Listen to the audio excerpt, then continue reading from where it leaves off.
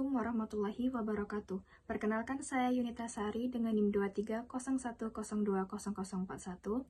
Di video ini saya ingin memberikan sedikit informasi mengenai kasus korupsi terkait suap. Korupsi merupakan salah satu masalah paling krusial yang menghambat pembangunan dan merusak tata kelola pemerintahan di Indonesia.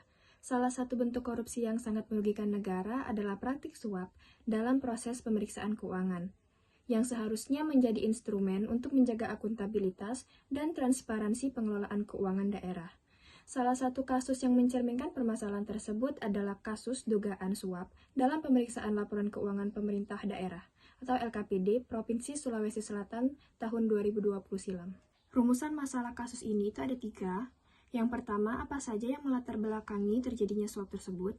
Yang kedua, siapa saja pihak-pihak terlibat? Yang ketiga, apa motif utama di balik pemberian dan penerimaan suap? Awal terjadinya masalah ini, Dinas PUTR Sulawesi Selatan melaksanakan sejumlah proyek infrastruktur, seperti pembangunan dan pemeliharaan jalan serta fasilitas lainnya yang didanai oleh APBD 2020.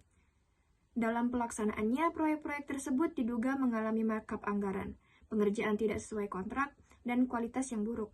Saat audit LKPD dilakukan oleh tim pemeriksa BPK Sulawesi Selatan, ada potensi temuan serius terkait ketidaksesuaian pelaksanaan anggaran oleh Dinas PUTR Sulawesi Selatan. Agar temuan tersebut tidak dicantumkan dalam laporan audit, Edi Rahmat selaku Sekretaris Dinas PUTR menginisiasi upaya pengamanan hasil audit dengan menyogok para auditor BPK. Dana suap dikumpulkan dari para kontraktor pelaksana proyek yang juga tidak ingin namanya tercantum dalam laporan sebagai pihak yang bermasalah. Adapun pihak-pihak terkait dalam penerimaan suap ini, yang pertama ada Yohanes Binur Haryanto Manik, jabatannya sebagai pemeriksa pada BPK Perwakilan Sulawesi Selatan. Wahid Ihsan Wahyudin sebagai mantan pemeriksa BPK Perwakilan Sulawesi Selatan. Gilang Gumilar sebagai pemeriksa BPK Perwakilan Sulawesi Selatan, Andi Soni sebagai Kepala BPK Perwakilan Sulawesi Tenggara. Sebelumnya, Kepala Subauditorat Sulawesi Selatan 1, BPK Sulawesi Selatan. Berperan sebagai penghubung antara auditor dan pihak yang memberikan suap, serta ikut menikmati hasil suap. Edi Rahmat sebagai pemberi suap. Jabatannya sebagai Sekretaris Dinas Pekerjaan Umum dan Tata Ruang PUTR 5, Provinsi Sulawesi Selatan, berperan sebagai inisiator dan koordinator suap.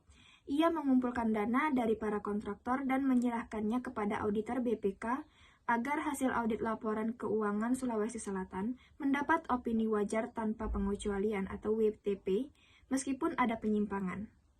Motif dari kasus ini ada 4. Yang pertama, menutupi penyimpangan anggaran. Yang kedua, mengamankan opini WTP. Yang ketiga, menghindari saksi hukum dan politik. Yang keempat, keuntungan pribadi. Kesimpulannya, yaitu masalah awal dari kasus ini berakar pada temuan ketidaksesuaian dalam proyek Dinas PUTR yang diaudit oleh BPK, yang kemudian dimanipulasi oleh pihak-pihak terkait untuk menghindari temuan negatif dalam laporan keuangan. Suap yang diterima oleh pemeriksa BPK adalah upaya untuk mempengaruhi hasil audit agar laporan keuangan Provinsi Sulawesi Selatan dapat dinyatakan wajar tanpa pengecualian, meskipun ada penyimpangan. Kasus dugaan manipulasi laporan keuangan Badan Pemeriksa Keuangan Perwakilan Sulawesi Selatan tahun anggaran 2020 terungkap melalui penyelidikan Komisi Pemberantasan Korupsi yang mengidentifikasi adanya praktik suap dalam proses audit laporan keuangan pemerintah Provinsi Sulawesi Selatan. Segitu saja informasi yang dapat saya berikan. Saya akhiri, wassalamualaikum warahmatullahi wabarakatuh.